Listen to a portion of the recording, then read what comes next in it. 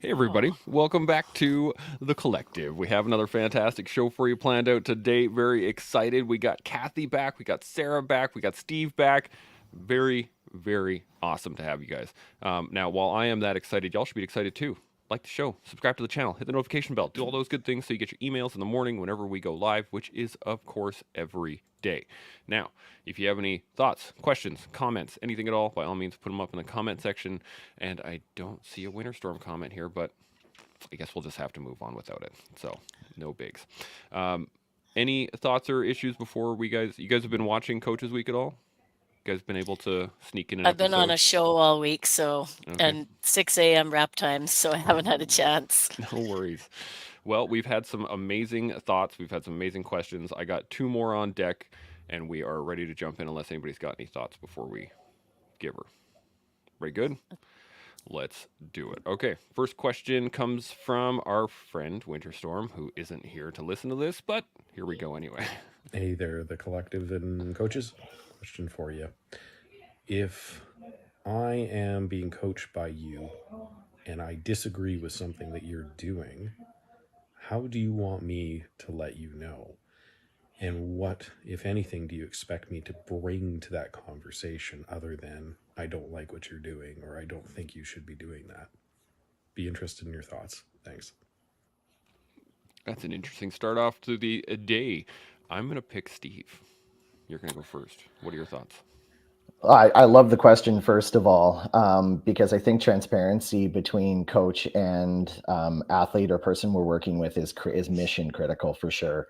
When I'm coaching mountain biking, I generally am working in a group context, and so what I let my riders or athletes know is that like I have a multitude of ways in which I can explain something, and so if the direction that I'm going isn't working for anybody in the group, then they should absolutely voice their concerns, because I can switch up how I communicate that to them. Because of the different types of learners that we know are out there, there's visual learners, kinesthetic learners, auditory learners, etc.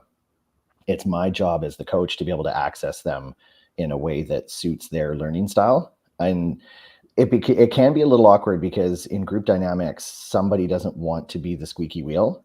But at the same time, I want them to squeak so I can grease it, because in my case, they've essentially paid top dollar for the service, and I want to make sure that they're getting their value.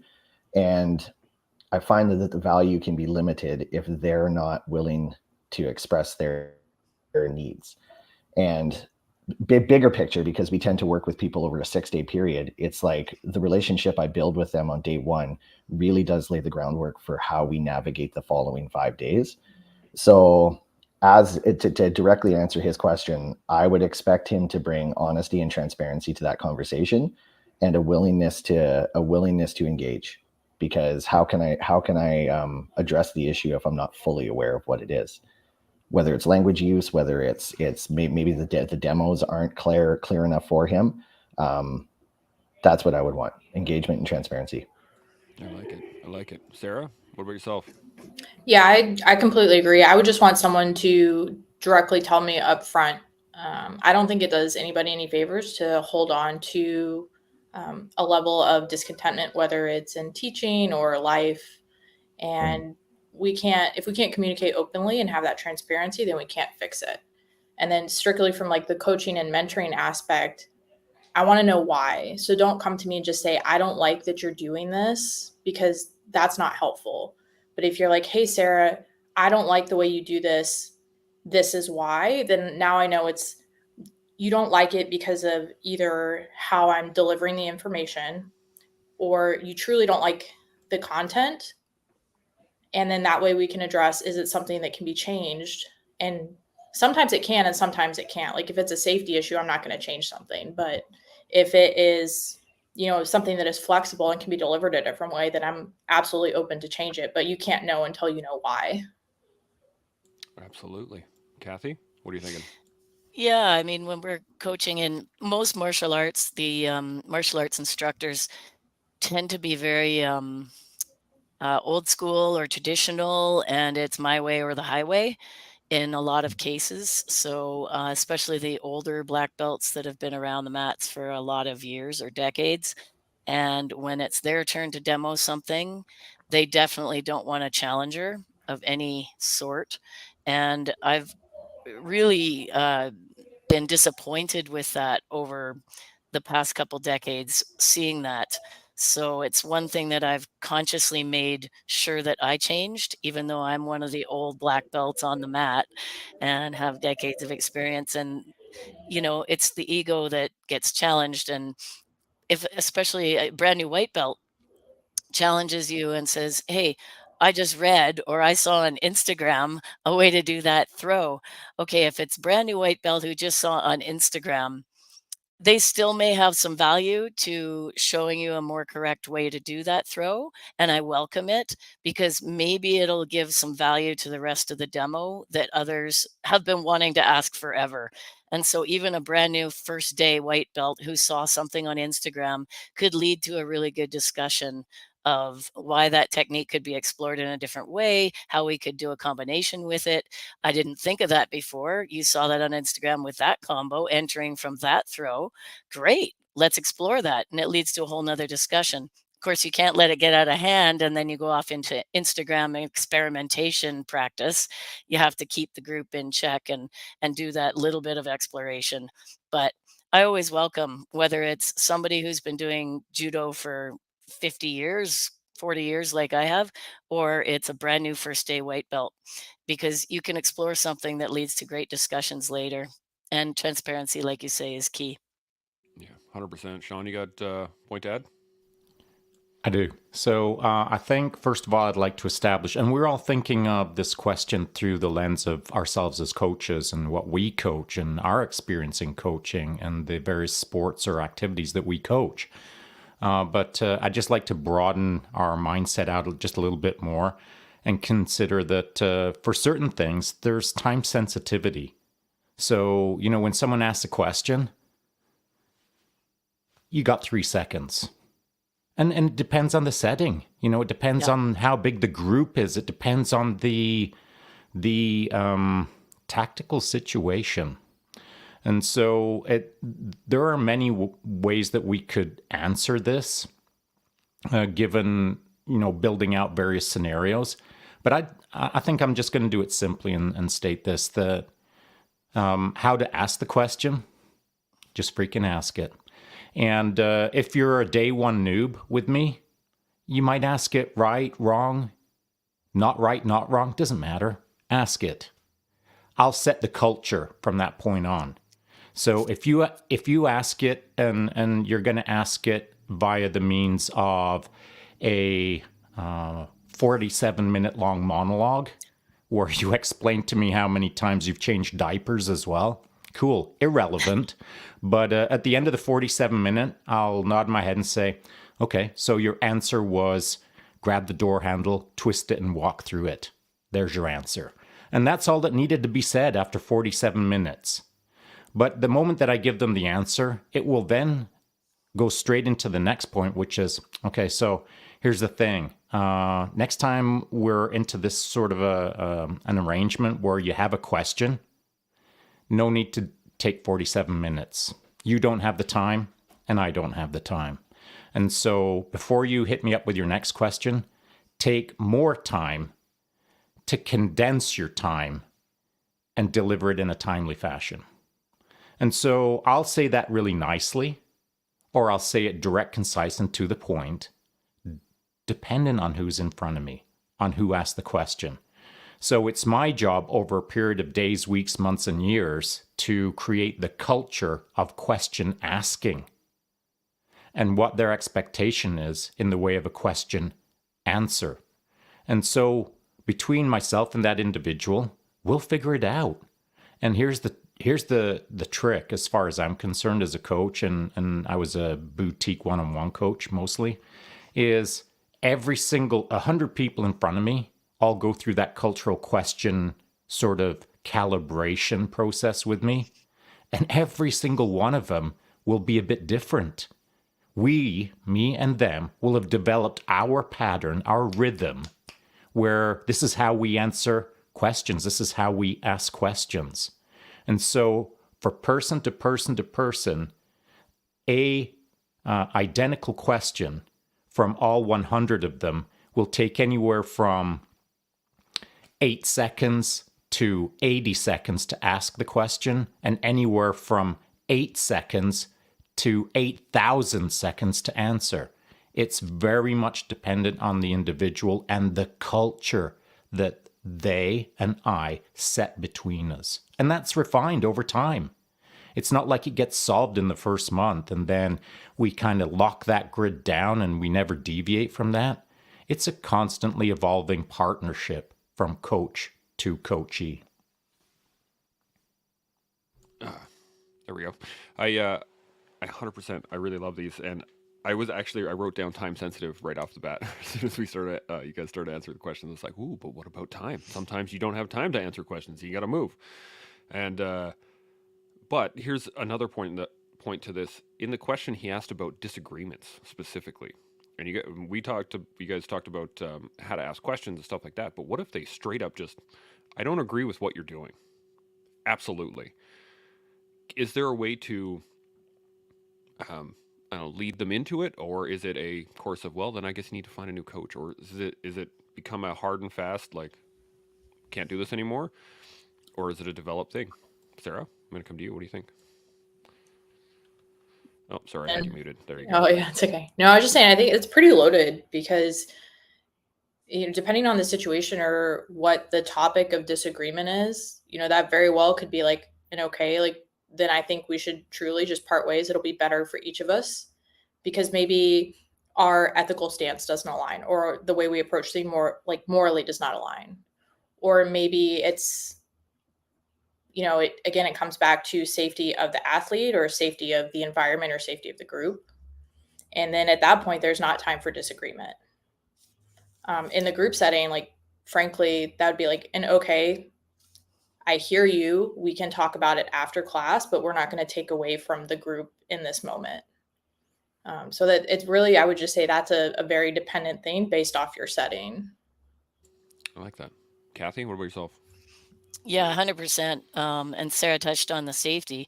If it's, for example, last night conducting a stunt and the actress wants to do the stunt, which is to fall into the blocks of wood, head first, and because she wants something for her reel, she disagreed with me that I had to put the stunt double in this case, because we don't want to sacrifice your moneymaker, which is we need to have you for the rest of the shoot. In that case, safety first. I don't care that you disagree with me. This is what has to happen for safety. Basically, we say that in a very nice way. And in a judo setting, for example, it would be completely different. It would be, oh, okay, that's great. And you disagree on how this technique should be performed because the kochi-gari should be performed first before the seoinage. I agree. And let's explore that. Even if they're brand new and they're asking that question, and that's something they really disagree with me on, or the Gokyo shows it on YouTube this different way, I'll be like, great, how do you see it? And then I'll entertain that and be a lot more willing. So like Sarah said, setting dependent and safety dependent is when we address that disagreement and how. I like it. Steve, thoughts? For sure. I mean, completely echo the comments around safety, because I mean, in mountain travel or the wilderness or mountain biking, like, safety is make or break, and somebody can get really injured. I have definitely had conversations with people in both environments where I've said, you know what, I might not be the guy for you. And that's okay. I'm okay if I'm not the guy for you. And I think ego is an interesting one, like we've chatted about before, because the response I've gotten from people when I've acknowledged that I might not be the person for them, like I might not be the best resource for them, usually de-arms them or disarms them and brings them way down a notch. Because what I've done is I've expressed the vulnerability to admit that, hey, I might not be the guy, and let's find you the right person to make sure you're getting what you need. I have had a couple cases where those people have agreed with that, and we get through the day, and then I make sure I find them another resource to make sure they're getting what they need. It's for me, coaching is not about me at all. It's about what I provide for somebody to fulfill their goals. That a couple cases that has happened, but more often than not, when I'm willing to go into that place with them of vulnerability, that's when kind of the truth sort of comes forward. Like, okay, it's not you. I'm afraid of this, or I did appreciate this. It just wasn't what I was hoping for. And then what that does is it opens up the door to like, okay, let's reevaluate and let's target what it is you're actually here for, or what it is that you need and how you need it delivered. And so in those straight up disagreement moments, it's like, okay, yeah, I might not be the guy, but I would love to understand why I'm not the guy so I can get better at my practice. Like, I mean, I think that's one thing I appreciate about Shaun, is that he's always willing to look for how to get better. Not just as like a coach delivering content, like how can I get better as a human in terms of communicating with people that are not enjoying what I'm providing? Like there's always something to learn from that to make myself better. And so I just like coming back to that idea of transparency. I think that that's the critical piece. Absolutely. Shaun, point? I do. And so I think it's the answer is, it's not a clean answer. I can't provide a one point answer here to the general question, because it really depends on the phase of the coach's life, how long they've been coaching maybe. And it might also depend on, let's say it's a coach who's been in the game 1 year versus a coach who's been in the game 20 years. And so those are two very different coaches. And now to my point, they're two very different coaches in the sense of confidence, in the sense of who they are as a coach, in the sense of what they bring to bear, and if they feel sure of their abilities to coach anyone on the planet, except the person in front of me who's being very disrespectful. And so you've got to understand when that is an actual thing. So when you're first starting out as a young coach, it might like some young coaches feel like the world is kind of lining up against them sometimes, because the questions are a bit much and it feels like everyone's kind of taking a little bit of a stab at you. They want their pound of flesh, and it can get a bit much as a young coach. And so I think that as a young coach, you're a way more fragile coach. And unless you kind of take time every day to just ground yourself and think, okay, I got this. And, when he said that or she said that, it wasn't personal, or maybe it was personal. I got to get in line with that and figure out what's going on here. And like, you really have to be on your game as a young coach. But as a seasoned coach like me, I'm not fragile. And so when I have someone who's extremely challenging in front of me, it ain't going to break me, but it might break a young coach. And so to Steve's point, I do love someone who is challenging. I love someone who will disagree with me, actually. I appreciate it, man. Like, I respect it. But what I don't respect is disrespect. And so there's a fine line between pushing hard against me as a coach, if I'm coaching you, and then crossing the line over into disrespect. And that disrespect usually comes from someone who likes to gamify the disagreements, who likes to just keep pushing until they get the response that they want, which usually is buying into their own internal dialogue of, I'm just really angry right now. My life is in ruins, or this or that. I didn't sleep well. The kids, my wife, the dog, the whatever, all of the things, they're just angry that day, and they just want to get in a bit of a fight. They just want to get into a little bit of a verbal. And I'm just the wrong guy to fight with, because I just won't put up with your nonsense. But a young coach might. And so the disagreement aspect, if someone is disagreeing with me, freaking bring it on. I love it. I've heard most of them. But if you're a young coach, it's a way more fragile situation. And so I guess my message would be twofold. For the experienced coaches out there, awesome. Bring me all of your disagreements. But for the young coaches out there, when things are feeling a little bit spicy in that disagreement that's being driven at you, just don't try to get all up in its grill. Don't try to engage with maximum velocity. Don't try to, create novel solutions in that moment where you think, oh, I know exactly what I'm going to do here. Screw that guy. I'm going to dial up the pace.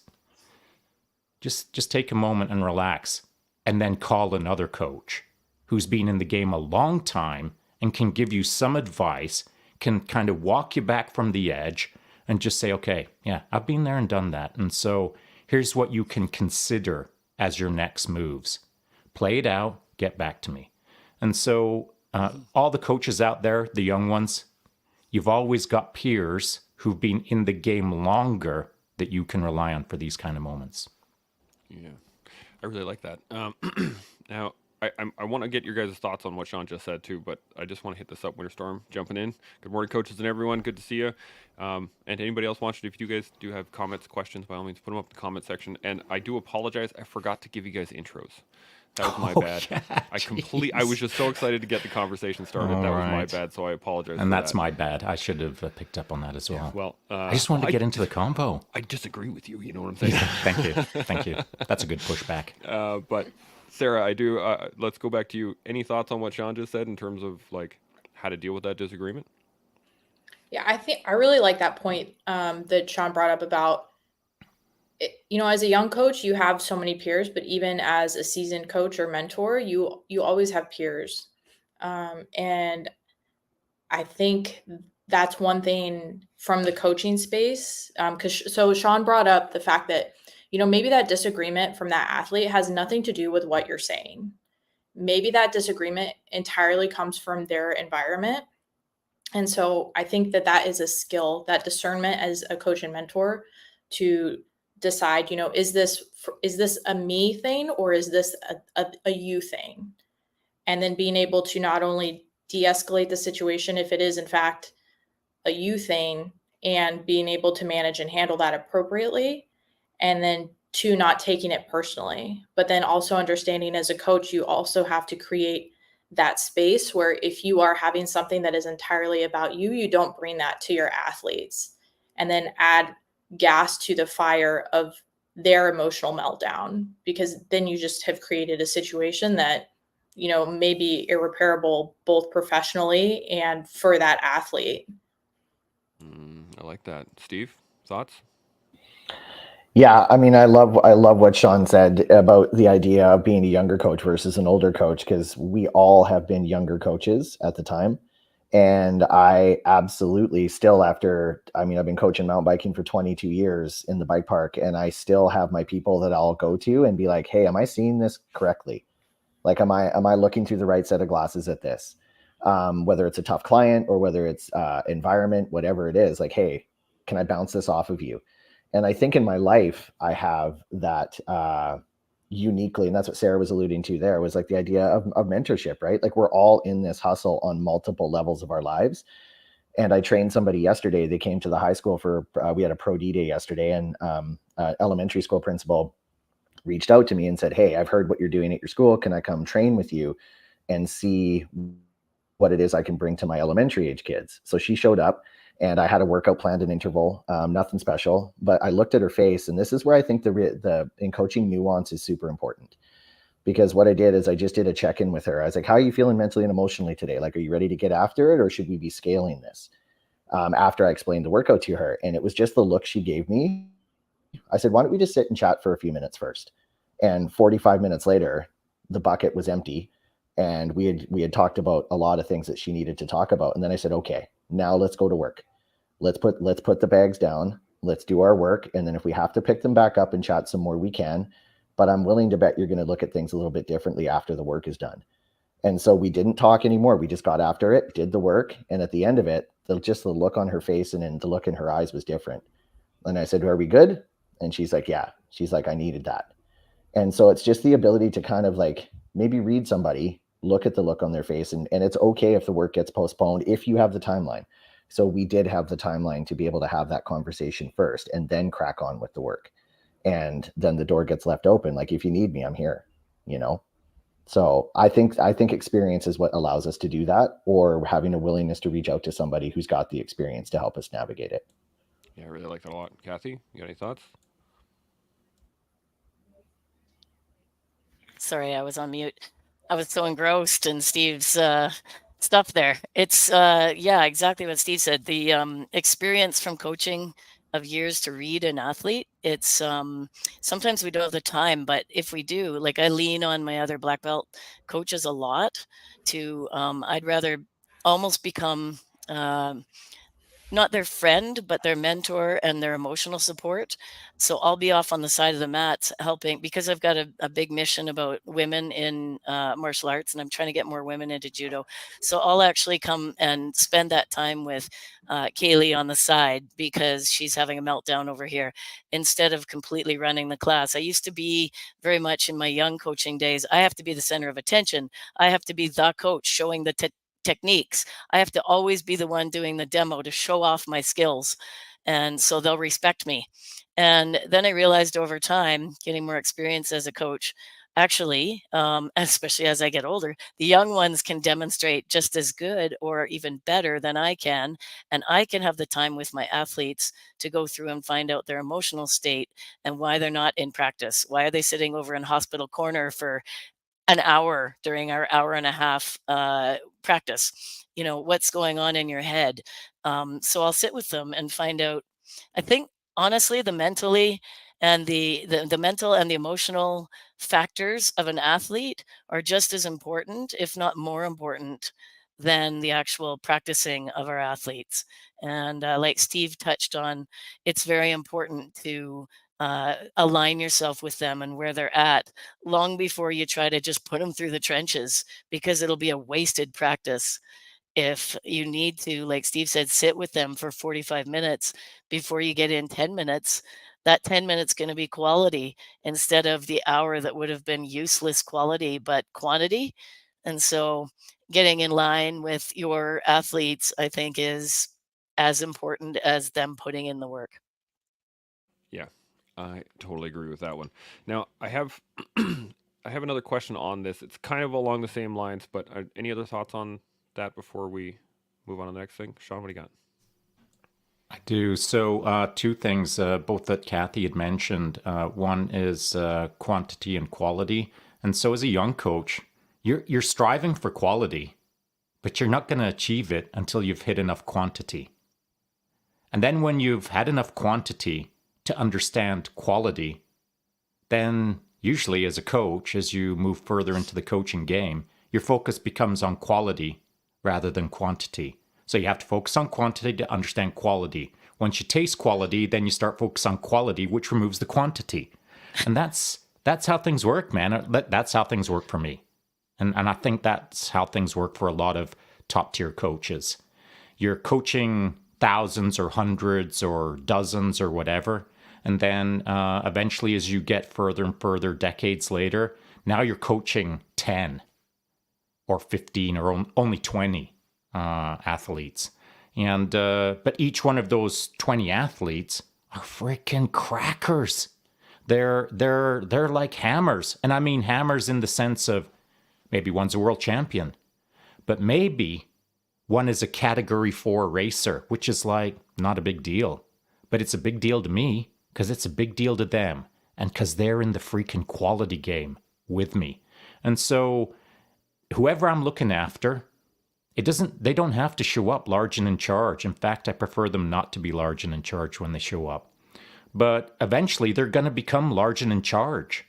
And so I'm happy to bounce a large and in charger if they ain't in the game for the right reasons. If they ain't in the game with me for the right reasons. If they ain't passionate, see you later. If you're being a goof, see you later. If you want to argue with me just because you're argumentative, see you later. You don't like my answer and you're going to fight me on it?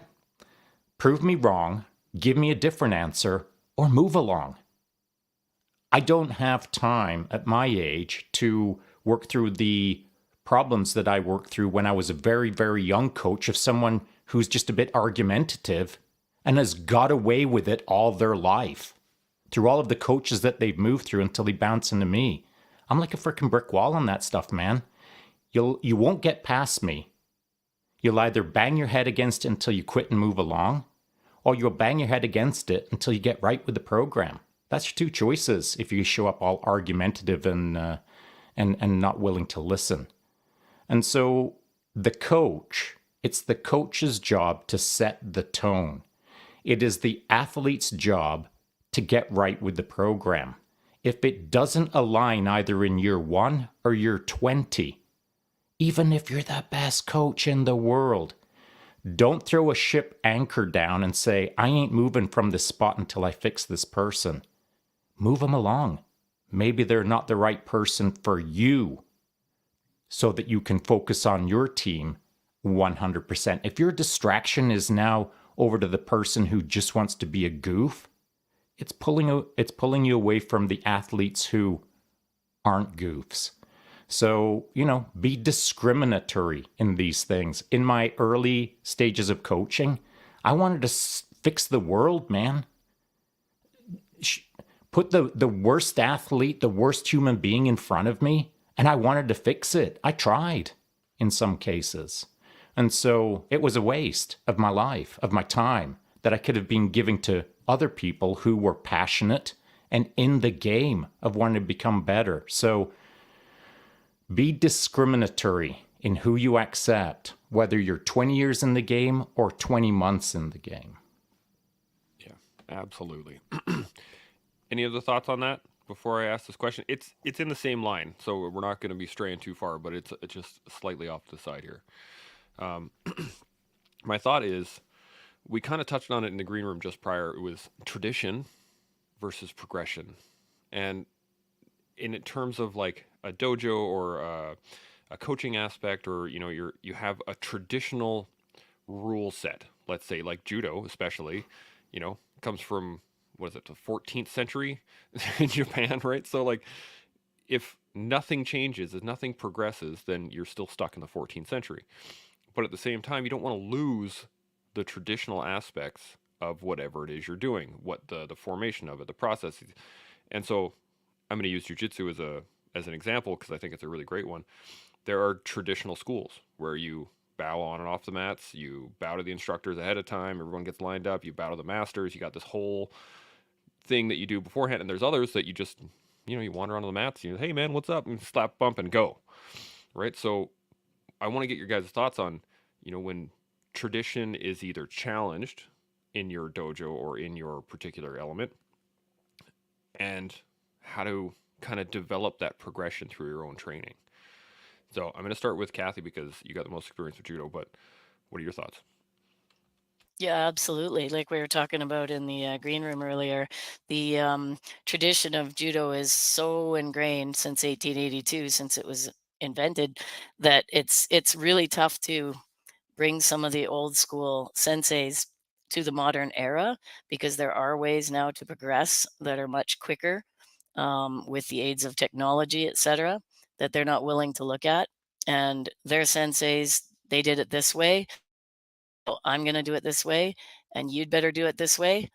And as far as technique goes, that's the sort of old school sensei way of teaching, and it's been passed down for too many decades and centuries that it may not ever change in a lot of the schools. And the new ones have popped up, schools that are kind of like a cross between Brazilian Jiu-Jitsu and Judo, where they still, like my school, I tried to still instill all of the tradition and etiquette that Judo is. And we do bow onto the mat and line up, and we bow to Sensei Kano. We start our practice, and we talk about tournaments and tournament strategy, as well as here's the techniques. But we use modern era aids such as technology to play back from that last tournament and dissect how that fight went. And that would never be accepted by an old school sensei. They just you do it this way and that's it. They put their thumbs in their belt and stand on the side of the mat and say, oh, these new school sensei, they just shun all of us that are trying to bring in any sort of technology or new way of teaching. So it's been a battle for a long time to kind of break those old senseis into the new era. And they're slowly coming around and letting a lot of the new senseis take over. New meaning like me, who's old, but I'm with the new way of teaching a little bit. And then I go to Brazilian Jiu-Jitsu, and it's almost every dojo I go to is slap, bump, let's roll. They got their belt hanging around their neck. It's almost, some of them are Two, the pendulum swung the other way too far. Some of them are smoking a joint when they walk on the mat with the belt strung around their neck. And that to me isn't respectful. It's maybe the new Brazilian Jiu-Jitsu and how it is in all the, modern clubs. But I like to retain a little bit of that ethics and etiquette and tradition with also bringing in some new school teachings. And that fine line is tough because you've got a wide variety from 4 to 80 years old of every type of personality that may or may not want your school of teaching. And again, like you just pass them on to the next school, then this club may not be for you. So if you want to smoke a joint coming onto the mat with your belt strung around your neck, this isn't the place for you. And that's hard to do because you want that student, but you have to pass them on if they don't align with your philosophies. Did that kind of answer the question? Yeah, absolutely. Steve, what are you thinking? Yeah, I definitely, my gut and my heart tell me to ask the question, can we replace the word tradition with process? Sure. Yeah. Because I think that the word process helps people buy into the tradition by maybe, depending on the context, of course, the rigidity of tradition might need to be there, but can we allow or give time for athletes or people to access tradition by explaining that it's part of the process?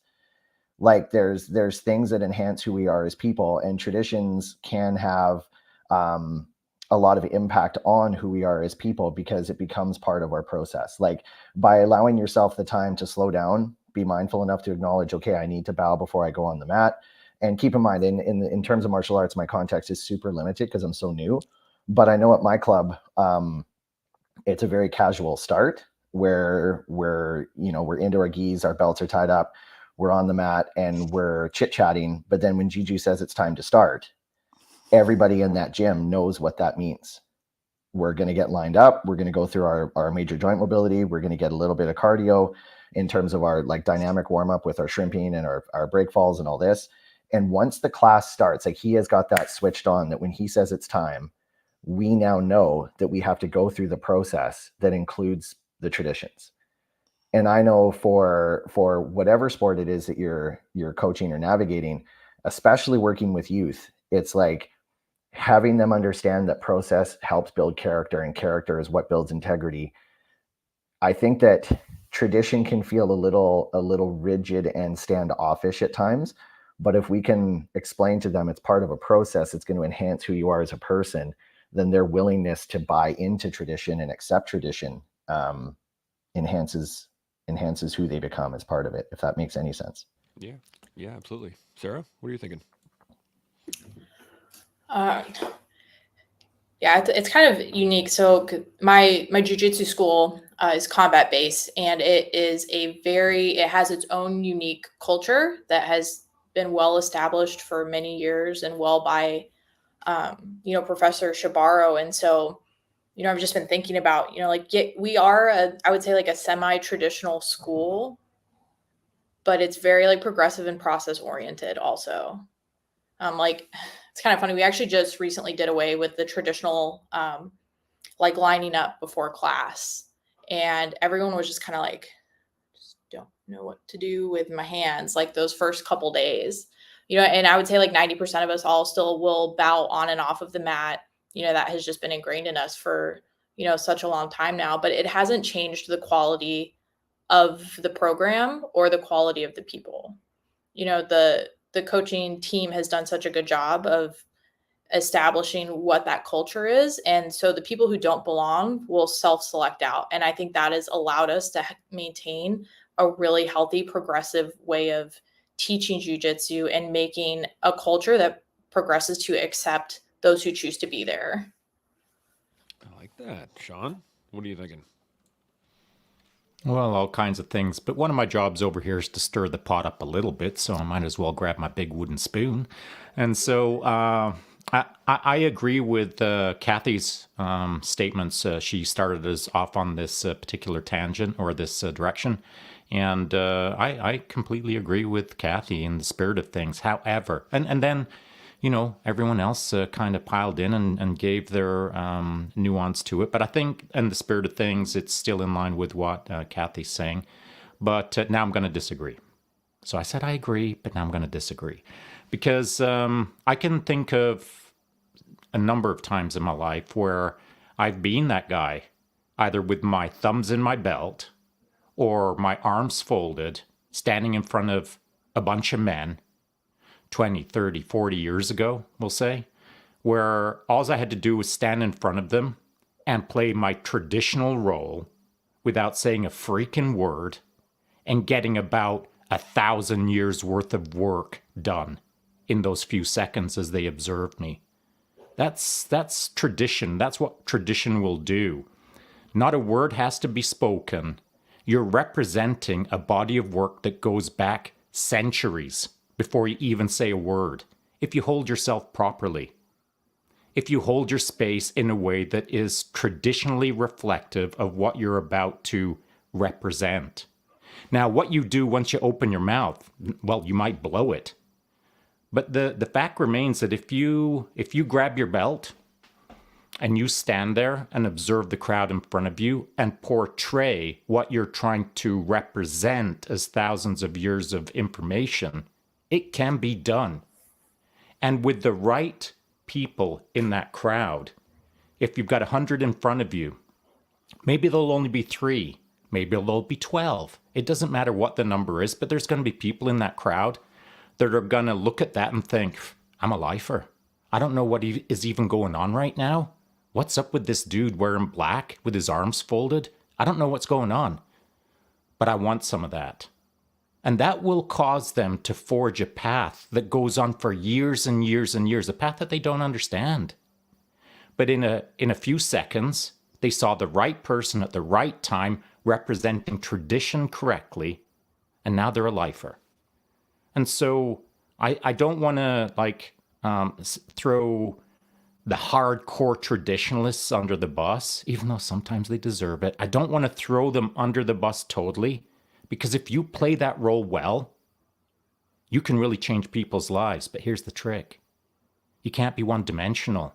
You've got to be able to play many roles. You've got to be able to represent many things. You've got to be able to stand in front of a crowd and not say a word and change minds. And then you've got to step into the crowd and listen to the words and have your mind changed. I hope that makes sense. Bam. Dropping bombs every day on the Coaches Week. I love this. So any other thoughts on that? I really do. I can't thank you guys enough for that one because I really enjoyed it. Any other thoughts on it though before I got another question here. So if you guys are good. Yeah, well, I would just say to what Shaun just said, I don't know if that really gets at really being traditional, more so being the embodiment of what you're practicing and more so what you're preaching. Because I mean, it could be a new concept, but if you fully embody and you allude that confidence to the topic, people are going to want to follow you. Like that's just part of like that pack mentality. But I don't necessarily know if that's traditional or just the fact that like in that situation, you've created a space where you present yourself as the expert and you do it in a way where you don't even have to speak about it, but people will want to follow you. Like you've self-marketed, you've succeeded, you've made it to that top tier of come with me. That's a fair point. I agree. And by adding that granularity, Sarah, you've cleaned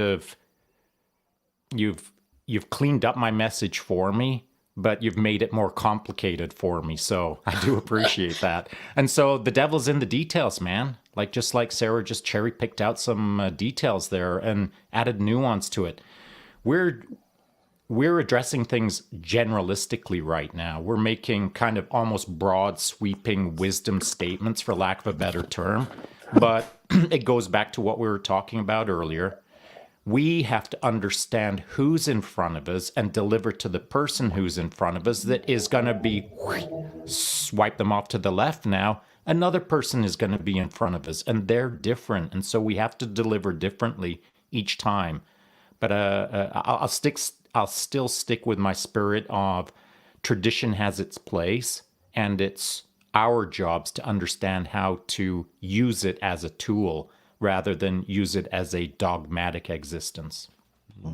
Steve, you had a thought there?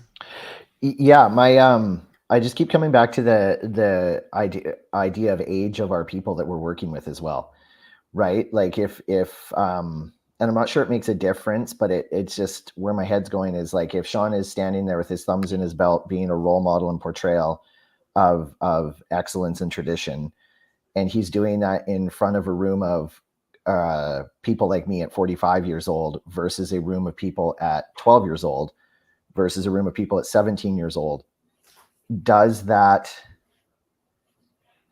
perception of what he's doing change? And I'm not sure it does, because he's portraying what excellence looks like or tradition looks like in those cases.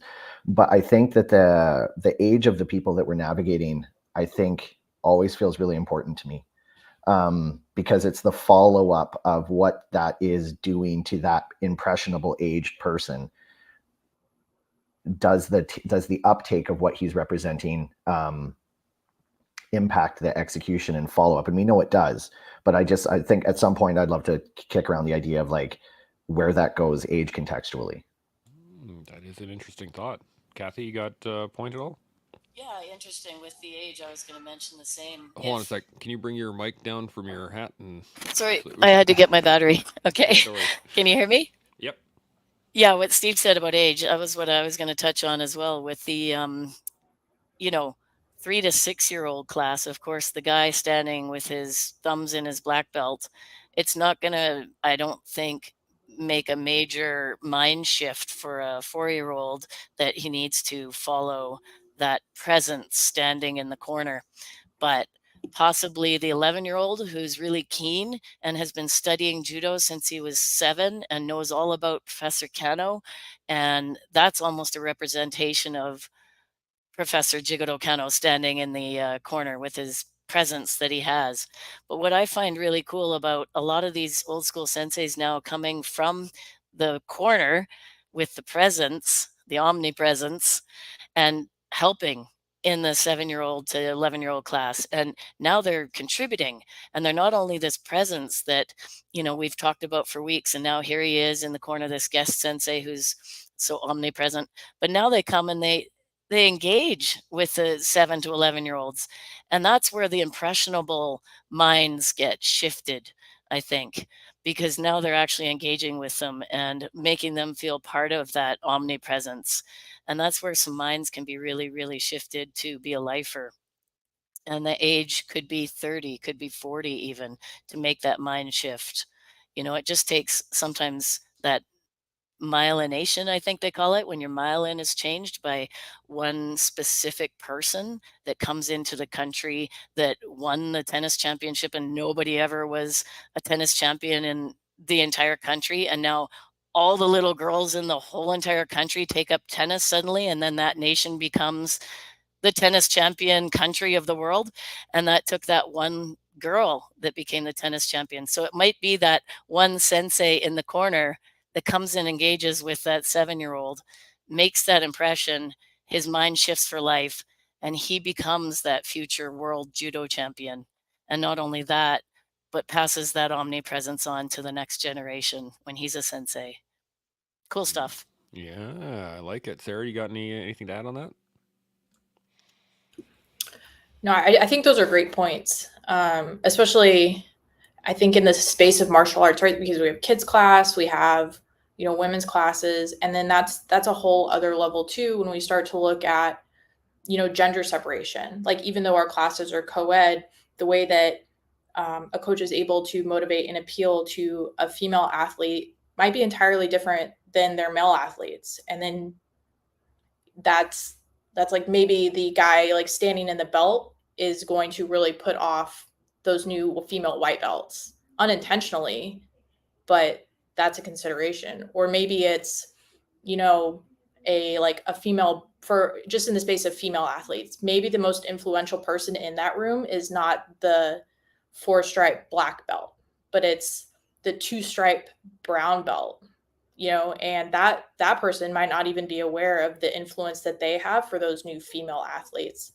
And so I think I really like this topic because I think it delves us into this space of cultural dynamic within like a gym or a club, right? And how that culture is important to athlete retention, to athlete growth, and success of that business or school overall.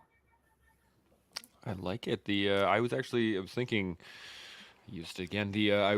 I was thinking about this as you guys were talking, was the fact that it really kind of depends also on what the student himself is seeking, right?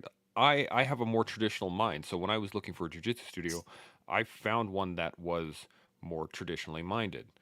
But there are people that don't want that tradition or want a competitive style versus hobbyist style, right? Somebody that just wants to go and train and enjoy it and for the actual sport of it. Some people want to go win championships. Some people want to, work with a world champion who's the instructor, whatever it is, right? The I think that plays a part of it too, and I want to get your guys' thoughts on that in terms of as a coach, when you're seeing people come in the door or coming into to be coached by you, and being able to read that and go, how do you either accept it and then kind of mold it, I guess, or just kind of let it free flow and run on its own? Shaun, I'm going to come to you first on this one. What do you think? Well, I do want to distinguish between, again, individual coaching and group coaching. They're two radically different things, which we absolutely don't have time to delineate between the two. So let's go back to the group coaching aspect, and I'm going to use what Sarah proposed as the example because it was a great example.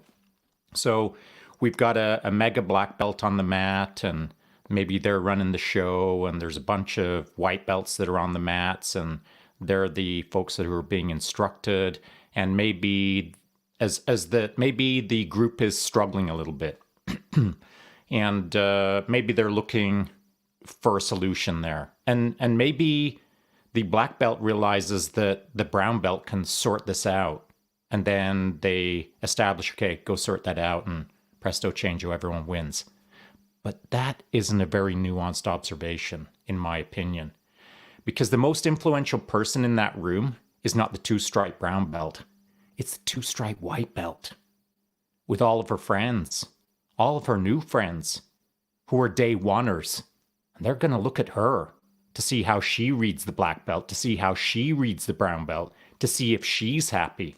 Because if she's not liking what's going down, she's going to roll her eyes and look at her friend, say, this ain't cool. And now you've got a contagion ripping across the mat where everybody's unhappy with what's going on through a failure to identify who the most important person in that room was, which is literally the two-stripe white belt, because they have the most influence in that room.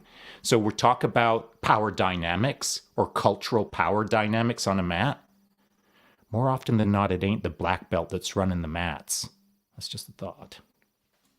Bam. Kathy, what are you thinking? Yeah, 100% agree with Shaun there. It's something that I think, especially in martial arts, because they can get culty with the head professor being in charge of the show, trying to prove himself that he is the cult leader there, and you all better follow me. And it gets to be a pack mentality. And like Shaun says, if the one girl or guy just worships that professor, the rest kind of follow suit, and it weeds out the ones that aren't worshipers, and they go away to another more cult-like club. And the ones that stay at the one that's got some good balance, those are the ones, like Shaun said, the white belt girl talks to her friends, and 9 of her girlfriends join, and they have this great balance because they got competitors there, but also the brand new girls that all just joined who can socialize through jiu-jitsu. And that's a balanced club. They don't have one man at the head that commands all of it, attention and ego centric. And they have maybe 6 or 7 other female and male coaches going around. And sometimes they're just blue belts, sometimes even white belts, but they're good coaches and they care about people. And that's more important in a club, to have those type of roaming around assistant coaches helping run the show than just one man running the show, never to be questioned. So I agree 100% with John. The group dynamic is something to really pay attention to. And white belts are people too. And sometimes the most successful clubs in the world are run by maybe a blue belt, but he has good people skills, and he's supported by other blue and purple belts and white belts that have good people skills, and they make a good dynamic, and everybody's good on the mats together.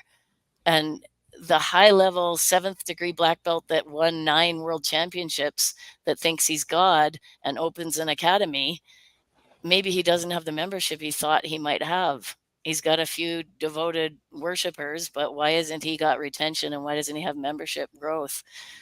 So personally, I'd rather be part of the fun club that has good balance and also has competitors too. Absolutely. Steve, you got any thoughts on this? For sure. Yeah. One thing that I was taught very early in my life, believe it or not, in the world of retail, when I was running a bike shop in my early years of college. And an old timer told me once, he said, when somebody walks through the door, the worst thing you can say to somebody is, can I help you? Right? The reason they walk through the door is because they are looking for something. So the very simple question becomes, how can I help you? And I think that spills directly into coaching. Directly, it's something that I've used as a foundation for a lot of years. Is like, if somebody has walked through the door or onto the trail or into an environment, and I want to be really careful too that our audience is like also acknowledging that a lot of this doesn't just refer to a martial arts dojo or a set of mats. This is like across whatever it is you're working with. The people are there because they're looking for service. Like, they're looking for a way to be taken care of. And by making the assumption, it's not like, can I help you? It's like, how can I help you? How can I be of service to you? I think that that allows us to sort of soften, and maybe soften's the wrong word, but it allows an openness for folks to come in and just start. Right? It's like, I'm of service to you. How can I help? And that, and like Shaun and all of us have talked about, it's a nuanced thing, right? Because for somebody to enjoy an experience or to have the bravery to start an experience, they're going to feel all the feels, right? It's going to be an all-encompassing thing. And so knowing that their coach or their crew or their just environment is ready to serve them, I think allows somebody to start something that could be lifelong. And I get really excited about the lifelong process of whatever it is anybody is pursuing. And if we get to be a part of that because we were open enough to help them get started, then man, oh man, that fires me up. Absolutely. Sarah, you got any thoughts?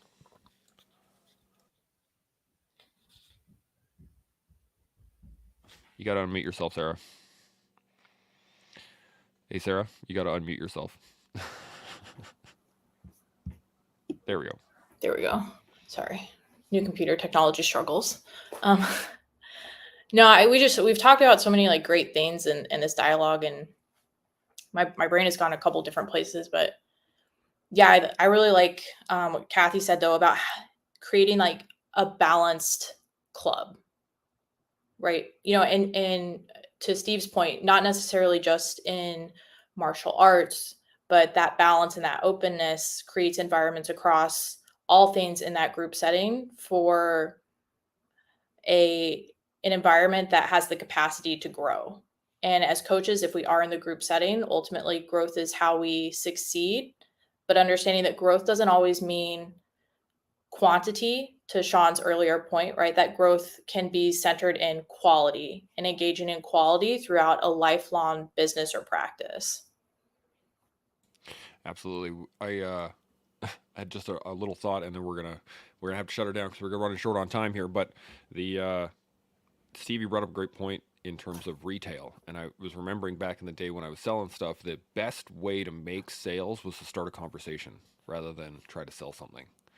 If I was trying to sell something, I would rarely do it. But when I started a conversation, I almost always made sales. Just from, hey, how's it going? What are you looking for? Anything I can assist you with? And just like creating that conversation around what it is they're there for anyway, because they're coming to see you. And when I'm at jiu-jitsu, when I'm training my students, it's the same thing. I create a conversation about it rather than try to tell them, okay, this is what we're going to learn today. Everybody better follow me. But I think that's a great point. Let's get some final thoughts, and then we'll shut her down for the afternoon. But I just wanted to say thank you guys for the conversation. This has been fantastic. Great long form answer to the single question from earlier, which was fantastic. I really enjoyed it. So, Steve, I'm going to start with you. I'll work my way up. Final thoughts. Yeah, just a couple weeks ago, I had the opportunity. I was in Toronto. My son was playing in the National Flag Football Championships that was hosted by the NFL. It was a really cool experience. And what I witnessed there, though, in relation to coaching and how youth were treated, and I think it spills over into any athlete, was really concerning. And there was one particular scenario where this coach was just ripping on this kid, and these kids are 13 years old, right? And the kid was off on the side and had taken a knee and was in tears. And I mean, that's a pretty hard spot for a kid to be in, right? But what troubled me the most was that nobody was attending to this kid. And so I walked over. This is some kid from Montreal. I didn't know his parents were there. I saw his folks. But I walked over and I just knelt at the side of the field. And I said, "Hey, kiddo," I said, "you're more than football, right?" And he just kind of looked at me.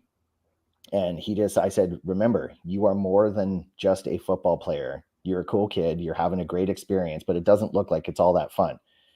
Try and go out there and find some fun in it." Okay. And he looked at me and I said, "You don't know me and I don't know you, but I feel like you need to hear that." And he kind of just wiped his tears away and off he went. And it brings to the point for me, it brings forward that like everybody that we work with, they're not just athletes, they're people that are there to be developed. And we have to focus on developing all of them. And that takes a pretty concerted effort. And I think it takes a mindset that is willing to go all the way in with people, that we're there and our role that we play with them is very, very important. So 100%. Love it. Kathy, some final thoughts? Yeah, I love that, Steve. And not only we're there to develop all of the athletes, but also each individual athlete, we're there to develop all of that person in that athlete, and not just their better judo or get to the black belt in jiu-jitsu or win a world championship, but make them really good people in society and make them giving and empathetic and helping one another. There's the judo saying, it's jita kyoe, which means mutual benefit and welfare for all. And I think that applies to all life, not just a martial art. But if we can, as coaches, create some good humans in society that will pass on that good humanness, then we've done our job as coaches. 100%. Sarah, final thoughts? Yeah, I love both of those. I would just say that I hope that even if you are not a coach, you take time to listen to any of Coaches Week, because a lot of, I think, what makes coaches successful is just an understanding of how to be a real person with real people. And I think no matter if you are a coach or not, there's been so many valuable pieces to just life in all of the guests this week. And so I think it's a great opportunity to just better yourself as a person, to go through and listen, regardless of if you're a coach or not. Absolutely. Shaun, some final thoughts? Yeah, as a coach, I think something that I learned at some point in my coaching trajectory, that I'm a servant, not a coach. I'm not building a club, I'm serving a club. I'm not working with someone, I'm working for them. It's how you spin it in your head as a coach, what you tell yourself. If you're a large and in charge black belt, kind of leaning against the wall with your thumbs tucked in your belt, and you're thinking that you're the man, well, that's one way to look at the world. Another way to look at it is that same individual in that exact same post thinking, I'm a servant. Radically different mindset. So the servant mindset is key as far as I'm concerned. Now, second piece, I gotta say it. It's based on what Steve said. And Steve has been in the game long enough that I'll say he probably, I'm going to say 99% read the situation correctly and went over there, did what he did appropriately, and then bounced and made someone's life better and rah-rah sis boom bah. However, I don't want that singular message to be, when you see someone struggling, it's all about going over there and giving them a hug. Because it ain't. Sometimes it requires tough love.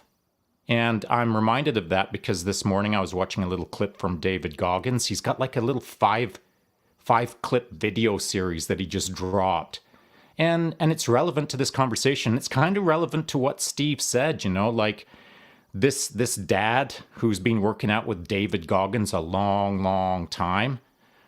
His son wanted to come out and work out against David Goggins. Like, in his goofy little head, he thought he was large and in charge. And I mean, he's a bit of a worm right now compared to David Goggins. I mean, like, dude, you're way down there. Take a breath and start growing into your skin for a little bit. This kid showed up, had all kinds of attitude, had all kinds of thought he was large and in charge, which he absolutely wasn't.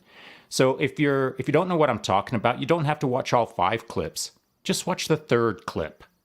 Because the 3rd clip is where the kid's got a plastic bag in front of his face and he's trying to vomit. And he does. And David Goggins is kind of laughing at him, just like I was laughing at him as I watched it.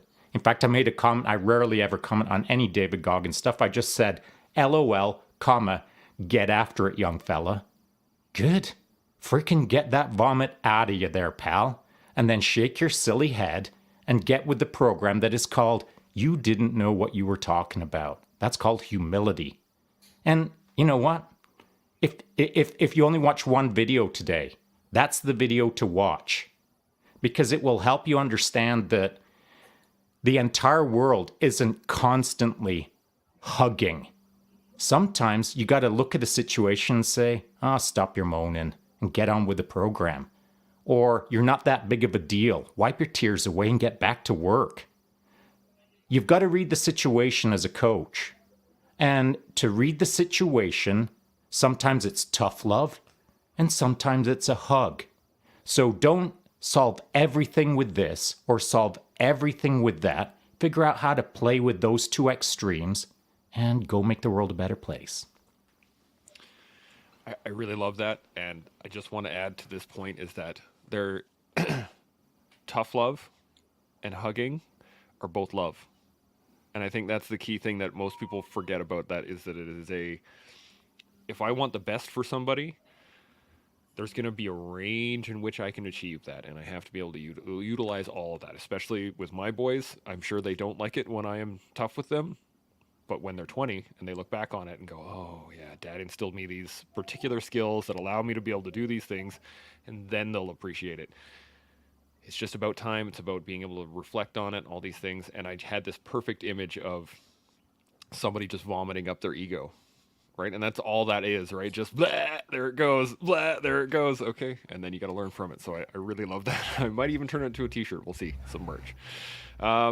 Quick comment here. KH jumps in here and says, but aren't we supposed to follow the sapper? Great conversation today. Collective crew. Good to see you, Carl. You owe me a question. I sent you a message. You owe me a question. So shoot, hit me up, man. And we'll put it up tomorrow on the rest of the last day of Coaches Week, which, again, guys, thank you guys so much for being on Coaches Week. This has been a fantastic conversation.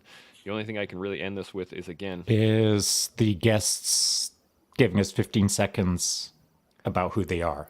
That's how we'll end it, and then you can go into your little diatribe. Live, laugh, love. Okay. So, Sarah, you got 15 seconds. Hit me up. Who are you? Where you come from? All that good stuff. Sarah Lee, I'm based down in the Dallas, Texas Metroplex, purple belt in jiu-jitsu. I do group coaching and mentorship in the corporate field. Bam. Like it. Kathy, 15 seconds. Go. Kathy Hubble, stunt coordinator in the film industry, BJJ and judo black belt, and I'm here to serve. There you go. Bam. World champion. Just throwing that in there. Steve, how about yourself? 15 seconds. Steve Wilson, high school teacher, outdoor ed leader, and mountain bike coach, and lover of all things. Lover of all things. Well, that's a broad statement. I like generalistic. All right. So, well, as we all try to figure that out, I hope y'all are at home, learning, building, growing with us every day here on The Collective. We'll see y'all tomorrow. Chimo. Chimo. Chimo.